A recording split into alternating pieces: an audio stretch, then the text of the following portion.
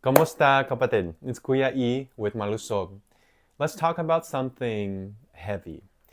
Why you never feel heard in your relationship. Not just during arguments, even during the regular moments. When you want to share how your day went, when you try to explain how you're feeling, and somehow it just doesn't land.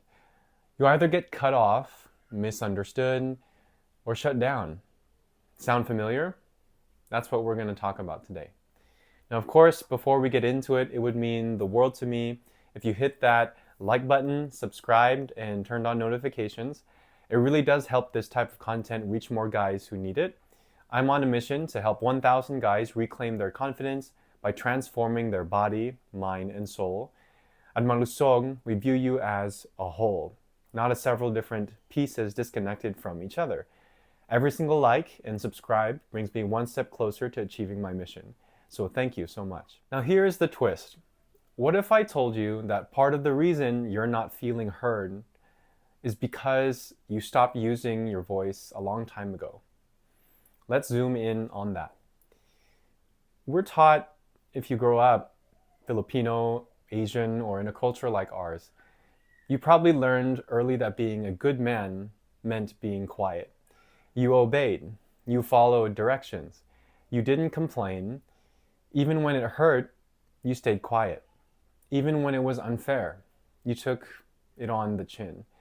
And that kind of silence gets rewarded. In school, you're the model student. At work, you're the reliable employee.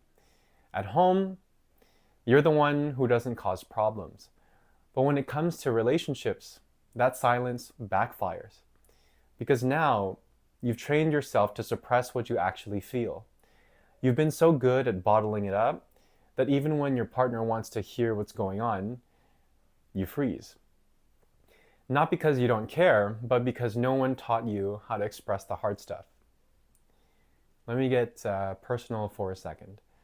In my family, I'm the older brother, Kuya. My younger brother has autism. Growing up, our household had two totally different parenting strategies, one for him and one for me. Naturally, I became the self-reliant one. I didn't want to burden my parents. I didn't share much. I learned to solve things on my own. That kind of mindset helped me succeed in school and later in sales. But when I got married, that same mindset became a wall. I thought I was doing my wife a favor by being strong, by holding it in, by never showing weakness. But it turns out I was just creating emotional distance. I thought silence was love. She just felt alone. And that realization hurt, but it also changed me. Let's break a myth here. A lot of guys think if I don't complain, if I just keep showing up, then that's love. But silence isn't always noble. Sometimes it's just plain avoidance. Imagine this.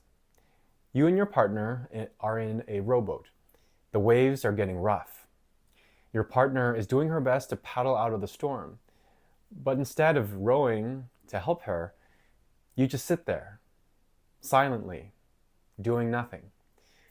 You think you're protecting her. Maybe if I act like everything's okay, the storm will pass. But all she sees is someone who can't communicate, who isn't rowing, who's basically doing nothing, who's letting the storm drown them both. That's not strength, that's quiet surrender. The myth shows up like this. Declining sex life? Let's just not talk about it. The storm will pass, it'll fix itself. Or she's always nagging? I'll just take it, not say anything. She'll stop eventually. Or she just overreacts to everything. What's the point of bringing stuff up? These are all real examples of not rowing the boat, just hoping the waves die down. But if you're not rowing, why would she keep listening to you? It's harsh, but it's very real, bro. Here's the truth. You don't need to be perfect. You don't need to say the exact right thing, but you do need to speak. You need to give your partner something real, even if it's messy, even if it's unfinished. It could be as simple as, I've been falling off lately, and I don't know how to explain it. Or even, I've been holding something in, but I don't want to bottle it up anymore.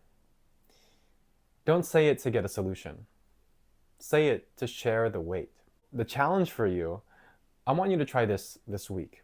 Tell your partner one thing you've been holding in, something that's not positive, not a compliment, not a joke, but something honest, something small, but real.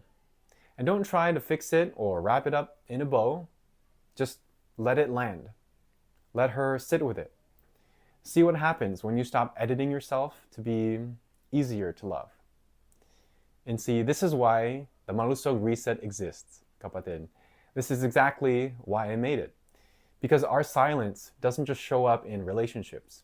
It shows up in our eating, in our drinking, in our isolation.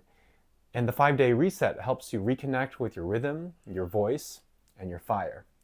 So you stop being a background character in your own life. If this video hits something in your chest and you're ready to make a change, please do check out the 5-day Malusog Reset. The link's going to be in the description. I walk you through 5 days of intense identity level change. We talk about fixing your relationship with food, alcohol, more mindful relationships, and so much more. If you finish all the days at the advanced or Rizal level, you get the opportunity to join the Bayani room or the hero room, where you can join a private community of guys that have completed the reset, that are walking the same path as you, and direct access to me. Go ahead and check it out. That about wraps up this video. And remember, you don't need to be perfect. You just need to start. Tagalog sign off for today, hindi laging pagmamahal ang pananahimik, which means it's not always love when you stay silent. I'll see you in the next one.